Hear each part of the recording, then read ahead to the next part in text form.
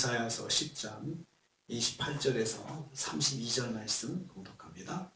이사야서 10장 28절에서 32절 말씀 같이 공독합니다. 그가 아야스에 이르러 미그로를 지나 믹마스에 그의 장비를 두고 산을 넘어 게바에서 유숙하매 라마는 떨고 사울의 기구하는 도망하도다. 딸 갈리마 큰 소리로 외칠지어다. 라이사야 자세히 들을지어다. 가르나다 너 아나도시여 만메나는 피난하며 게밈 주민은 도망하도다. 아직 이 날에 그가 노베에서 쉬고 딸 시온산 곧 예루살렘 산을 향하여 그 손을 흔들리로다. 아멘. 아멘. 오늘 말씀은 유다를 향해서 진격하는 아수르의 군대의 모습과 또 이를 본 사람들의 두려움에 대해서 말씀하시는 것을 내용으로 하고 있습니다. 앞으로 아수르가 유다를 침공할 때 이러한 지역을 통해서 침공할 것이다 라고 이제 하나님께서 자세하게 이제 침략이 이루어지면은 유다가 이러이러한 대로 침략을 당해가지고 이제 고통을 당할 것이다. 구체적으로 또 알려주시는 것을 내용으로 하고 있습니다. 아수르의 군대가 막대한 장비를 가지고 쳐들어올 것이다. 28절 말씀하고 있습니다. 그가 믹마스에 그의 장비를 둔다라고 했습니다. 여기서 그의 장비는 아수르 왕의 장비를 말합니다. 아수르 왕이 이끌고 온 군대의 모든 군수품들을 말합니다. 칼, 창, 장막, 말, 전차, 식량들을 말합니다. 이것들을 둔다라고 했는데 둔다는 것은 방문해서 수를 세거나 조사하는 것을 말합니다. 그러니까 철저하게 장비를 점검하고 조사해서 숫자를 세가지고 저 유다라는 나라를 공격하려면 어느 정도의 장비가 필요한지 다 장비를 준비하고 철저하게 대비를 해가지고 유다를 침공한다는 것입니다. 아수르는 체계적으로 전쟁의 장비들을 준비하고 철저하게 계획한 후에 남유다를 공격할 것을 말씀하고 있습니다. 그래서 남유다와 아수르의 전쟁은 승패가 이미 결정난 전쟁이었습니다. 모든 것을 완벽하게 준비한 아수르가 이길 수밖에 없는 전쟁인 것이죠. 유다는 준비하지 못하고 국론이 분열되고 또 여러 가지로 어려운 상황인데 이를 침공하려고 하는 이 아수르는 아주 철저하게 군비를 준비해가지고 계산을 다 해서 어느 쪽으로 공격하자 루트를 다 준비해서 가는 곳마다 어떻게 하자라는 계획을 다 세우고 있다는 것입니다.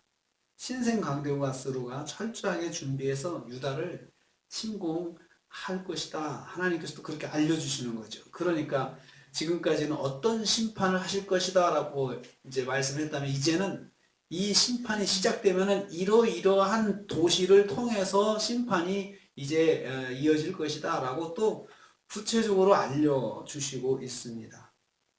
두 번째로 아수르가 유다 땅을 하나씩 점령할 것입니다. 29절 30절입니다. 그들은 먼저 산을 넘었습니다. 반드시 지나야 하는 나루턱을 지났다는 뜻입니다. 베냐민 땅의 게바에 도착했습니다. 또 그곳에서 출발해서 예루살렘 남쪽 8km에 위치한 사무엘의 고향 라마를 지나가지고 사울의 고향 기브아에 이르렀습니다. 사람들은 그들이 도착하는 것을 보자마자 떨고 피난을 떠나게 되었습니다. 그래서 여기 보면은 남쪽 유다를 침공할 때 아주 영적으로 아주 이스라엘 백성들이 의지할 수 있는 도시들을 하나씩 거쳐가는 것을 보고 있습니다. 여지없이 무너뜨리는 사울의 고향, 또 사무엘의 고향, 이런데 다 영적인 의미가 있는데 이런 데는 다 아수르가 짓밟고 지나간다는 것입니다. 사람들이 뭐 대책을 세우지 못하고 그들이 온다라고만 하면 다 도망가고 피난을 가는 것입니다. 딸 갈림은 하나님의 백성을 부르는 호칭입니다. 딸 갈림아 이렇게 했잖아요. 여기 하나님의 백성들을 갈림이라고 그렇게 부르고 있습니다. 이들에게 외치라고 권합니다. 큰 소리로 외칠지어다. 여기서 외친다고 하는 말은 도망가지만 말고 한번 하나님을 찾아봐라. 하나님을 찾아라. 이럴 때 이렇게 지금 권면을 하고 있습니다. 그래도 두려움에 사로잡혀서 그들이 하나님을 찾을 그런 마음의 여유조차 없게 된다는 것입니다.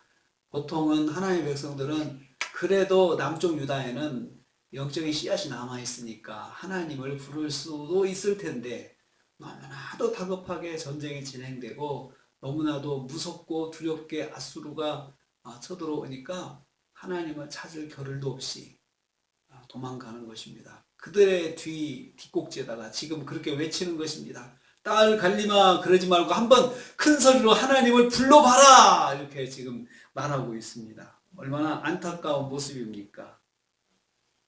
아수르의 강력한 공격으로 하나님을 찾을 마음도 사라진 것이죠. 그만큼 무서움이 유다 백성들을 지배할 것이다 라고 말씀합니다.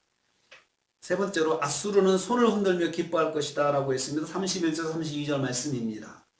아수르가 예루살렘의 북동쪽 근처인 만메나와 게밈에 무혈 입성을 합니다. 뭐 전쟁을 할 것도 없이 그냥 가기만 하면은 성문이 다 열려 있고 백성들은 다 도망가 있는 것이죠. 사람들은 다 피난하고 흩어졌습니다. 사람들이 공포에 사로잡혀 정신줄을 놓고 흩어지고 있는 상황입니다. 예루살렘 성을 눈앞에 둔 아수르 왕이 손을 흔들었다라고 했습니다. 32절 말씀이에요. 손을 흔든다. 시온산을 향하여 그 손을 흔들리로다 라고 했습니다.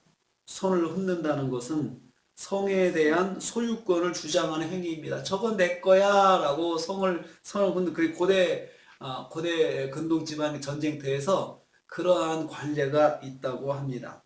예루살렘 함락을 자신하는 아수르 왕의 즐거움을 보여주고 있습니다.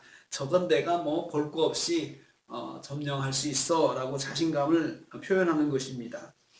하나님의 말씀대로 유다가 아수르를 통하여 거침없는 심판을 받고 있는 것입니다. 하나님의 말씀대로 차근차근 심판이 진행될 것을 여기서 말씀하고 있습니다. 얼마나 하나님께서 마음이 아프시지만 심판받을 수밖에 없는 유다를 심판하시는 하나님의 모습을 볼 수 있습니다. 또 말씀대로 하나님의 심판이 말로만 되는 것이 아니고 실제적으로 이렇게 구체적으로 진행될 것이다 라고 말씀하고 있습니다. 그러면 어떻게 해야 돼요? 너무나도 구체적으로 말씀하실 때 돌아서면 되잖아요. 다 온 백성이 옷을 찢고 머리에 죄를 뒤집어 쓰고 하나님 앞에 나오면 되지 않을까요? 그렇게 여기까지 말씀을 하셔도 백성들의 마음이 완악해가지고 이런 말씀까지 듣는데도 그냥 움직이질 않아요. 마음이 그냥 죄악을 향해서 가는 걸음을 멈추지 않고 돌아서지 않고 계속해서 그냥 하나님은 말씀하십시오. 나는 갑니다 하고 그렇게 가고 있습니다.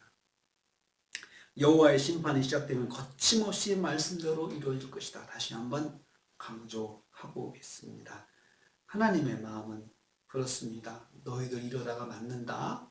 그러다가 어디를 내가 때릴 거야. 여기까지 이야기를 했으면 정신 차려야 되는데 이렇게까지 말씀하신 하나님의 마음은 사랑입니다. 지금이라도 늦지 않았다. 지금이라도 늦지 않았다. 하나님의 마음이 여기에 담겨 있습니다. 하나님은 하나님의 백성들이 잘못될 때 때리시면서도 마음이 아프시죠. 그리고 때리시기 전에도 지금이라도 엎드리고 용서를 구하고 회개한다면 하나님의 마음은 움직일 수도 있는데 라고 여지를 자꾸 남겨주시고 있습니다. 하나님의 마음, 하나님께서 하나님의 백성 때리는 건 진짜 본심이 아니에요.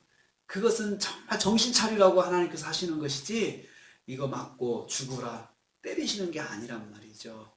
이러한 하나님의 사랑이 오늘 말씀에도 이렇게 보여지고 있습니다.